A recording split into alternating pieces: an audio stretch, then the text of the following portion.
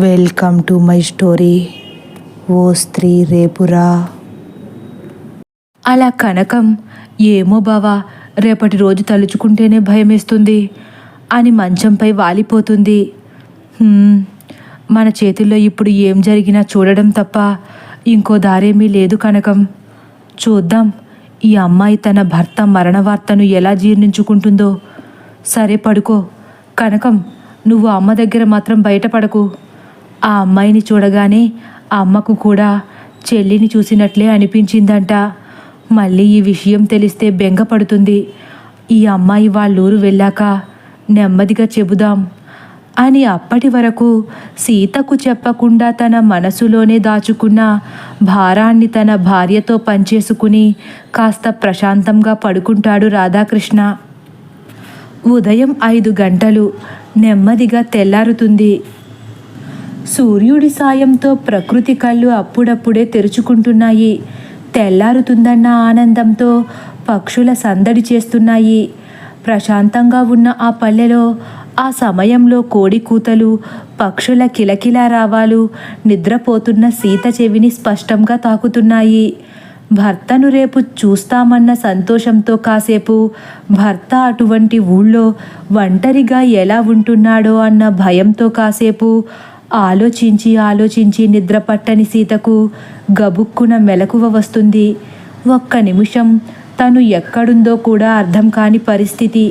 మరుక్షణం అన్నీ గుర్తు తెచ్చుకుని పక్కన ఎవరూ లేకపోయేసరికి నెమ్మదిగా మంచం దిగి బయటకు వస్తుంది. బయట వాకిలి తుడుస్తున్న శబ్దం వినిపించడంతో వీధి గుమ్మం దగ్గరకు వచ్చి బయటకు చూడగానే చుట్టూ గోడ కట్టి ఉన్న ఒక పెద్ద వాకిలిని గబగబా తుడిచేస్తుంది చంద్రమ్మ.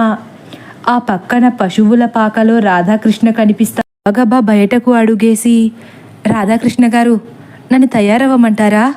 దేవరపల్లికి తీసుకువెళ్తారా అని ఎంతో సంబరంగా అడుగుతుంది. అని ముభావంగానే తల ఊపుతాడు రాధాకృష్ణ. సీత, అప్పుడే కంగారు పడిపోకు, మీ ఆయన దగ్గరకు వెళ్ళిపోదువులే.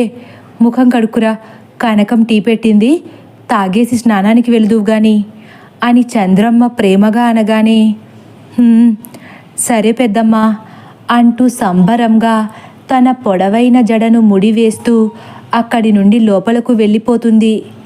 కృష్ణ, నువ్వు సీతను వాళ్ళ ఆయనకు అప్పజెప్పేసిరా, కంగారుగా వచ్చేయకుండా. ఆ పిల్ల అసలే అమాయకురాల్లా ఉంది అంటుంది. సర్లే అమ్మా, నేనేదో ఒకటి చేస్తాను. ఆ అమ్మాయి గురించి ఎక్కువ ఆలోచించకు, నువ్వెళ్ళు అంటాడు రాధాకృష్ణ. కాసేపటి తర్వాత సమయం 6 గంటలు. సీతామహాలక్ష్మి పసుపు పచ్చని చీర కట్టుకుని మహాలక్ష్మిలా తయారయ్యి బ్యాగ్ పట్టుకుని సంబరంగా, పెద్దమ్మా, నిజంగా మీలాంటి మంచి మనుషులతో ఒకరోజు గడుస్తుందని అస్సలు అనుకోలేదు. పల్లెటూరి మనుషుల మనసులు పాలకన్నా స్వచ్ఛంగా ఉంటాయని ఎప్పుడో విన్నాను, కానీ ఇప్పుడే కళ్ళారా చూశాను. వెళ్ళొస్తాను. మీరే లేకపోతే నిన్న నా పరిస్థితి ఏమయ్యేదో. వెళ్ళొస్తాను పెద్దమ్మ అని చంద్రమ్మ కాళ్లకు నమస్కారం చేస్తుంది. ఇదంతా చూస్తున్న రాధాకృష్ణ కనకాల ముఖాలు మాత్రం వాడిపోయాయి. సరే సీత, నీకు నాకు ఏదో రుణానుబంధం ఉన్నట్లు అనిపిస్తుంది. మీ ఆయనతో మీ ఊరికి వెళ్ళిపోయేటప్పుడు ఒకసారి కనిపిస్తావు కదా అని జాలిగా అడుగుతుంది చంద్రమ్మ. తప్పకుండా పెద్దమ్మ, నేను మాటిస్తున్నాను. ఆయన నేను నీ ఆశీర్వాదంతోనే మా ఊరు వెళతాము. రాధాకృష్ణ గారు, మీకు కూడా చాలా థ్యాంక్స్ అండి. నిజానికి మిమ్మల్ని చూశాక నాకు మీలాంటి అన్నయ్య ఉంటే బాగుండనిపిస్తుంది.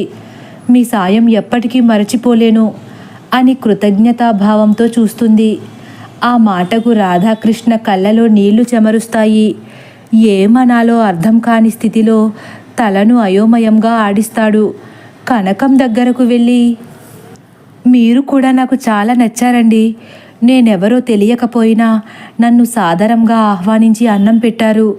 మీ కాకరకాయ పప్పు ఒక అద్భుతం అని ప్రేమగా మాట్లాడుతుంది. అలా అంటే మళ్ళీ ఇవాళ కూడా అదే వండేస్తుంది సీత. మా పని అయిపోయింది అప్పుడు అని వేళాకోళమాడుతుంది చంద్రమ్మ కూడా. కనకానికి కూడా సీత మంచితనం చూసి సంబరపడాలో లేక సీత భవిష్యత్తుని తలచుకుని బాధపడాలో అర్థం కాక సందిగ్ధతలో, జాగ్రత్త అని భుజంపై చేయి వేస్తుంది. సరే వెళ్ళొస్తాను అని వాళ్ళ వైపు మరొక్కసారి మమకారంగా చూస్తూ తలను ఊపుతూ పదే పదే వెళ్ళొస్తాను పెద్దమ్మ అంటూ వెళ్ళలేక వెళ్ళకుండా ఉండలేక అక్కడి నుండి కదులుతుంది సీత. అడ్డదారిలో సామన్నగూడెం నుండి దేవరపల్లికి నడుచుకుంటూ వెళుతున్నారు ఇద్దరు. ఒక పావుగంటకి, సీతగారు ఆ కనిపించేదే దేవరపల్లి అని వేలు పెట్టి చూపిస్తాడు రాధాకృష్ణ. ఎప్పుడెప్పుడు దేవరపల్లి వెళ్ళిపోతామో అని ఎదురు చూస్తున్న సీత ఆదుర్దాగా రాధాకృష్ణ చూపిన వైపుకు చూస్తుంది. దూరంగా ఒక పెద్ద స్థలంలో విస్తారంగా పెరిగిన మర్రి చెట్టు ఊడలతో కనిపించింది. ఆ చెట్టే ఒక దెయ్యం తన పెద్ద జుట్టును విరబూసుకుని గంభీరంగా కదలకుండా కూర్చుందా అన్నట్లుంది. దాని జుట్టు మాత్రం పెనుగాలికి చిందరవందరగా ఎగురుతున్నట్లు ఆ మర్రి చెట్టు ఊడలు కూడా భయంకరంగా అన్ని దిక్కులకు వ్యాపించి ఉన్నాయి. ఆ ప్రదేశమంతా చాలా నిర్మానుష్యంగా ఉంది. ఎక్కడా మచ్చుకు కూడా మనుషులు కనపడట్లేదు.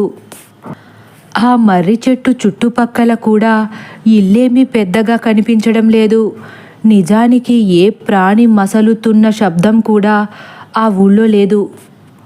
ఆ ఊరిలో ఇంకా అడుగు పెట్టకుండానే సీతకు గుండెల్లో గుబులు మొదలైంది. ఎందుకంటే రాధాకృష్ణ చెప్పిన మర్రి చెట్టు ఇదేనేమో అన్న భయం. మర్రి చెట్టు దగ్గరకు అడుగులు పడే కొలది సీతలో అలజడి ఎక్కువైపోతుంది. సీత సంగతి పక్కన పెడితే రాధాకృష్ణ పరిస్థితి ఇంకా ఘోరంగా ఉంది. 6 నెలల నుంచి ఆ ఊళ్ళో జరుగుతున్న భయానక సంఘటనలు కళ్ళారా చూశాక ఇంకా మళ్ళీ ఆ ఊళ్ళో అడుగు పెట్టకూడదనుకున్నాడు. కానీ తప్పలేదు.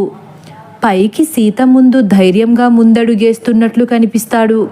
కానీ చల్లగాలి హోరుగా వీస్తున్న రాధాకృష్ణ నుదుట కారుతున్న చెమట బిందువులు తను భయపడుతున్నట్లు సులువుగా చెప్పేస్తున్నాయి. సీత నెమ్మదిగా, రాధాకృష్ణ గారు, మీరు చెప్పిన ఆ మర్రి చెట్టు ఇదేనా? ఊరన్నారు, ఎవరు కనిపించట్లేదేంటి? భయంగా అడుగుతుంది. సీతగారు, ఈ మర్రి చెట్టు దాటే వరకు అసలేం మాట్లాడకండి.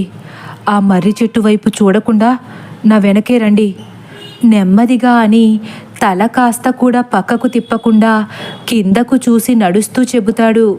సీత కూడా వెంటనే భయంతో తలదించేసి మౌనంగా రాధాకృష్ణను అనుసరిస్తుంది.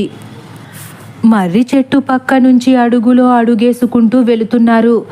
ఇంతలో రాధాకృష్ణ కాళ్ళ దగ్గర అమాంతం ఏదో పడ్డ శబ్దం. రాధాకృష్ణ గుండె జారినంత పనైంది. సీత కూడా పెద్దగా కేక వేసి ఉన్న చోటే ఆగిపోయి వణికిపోతుంది.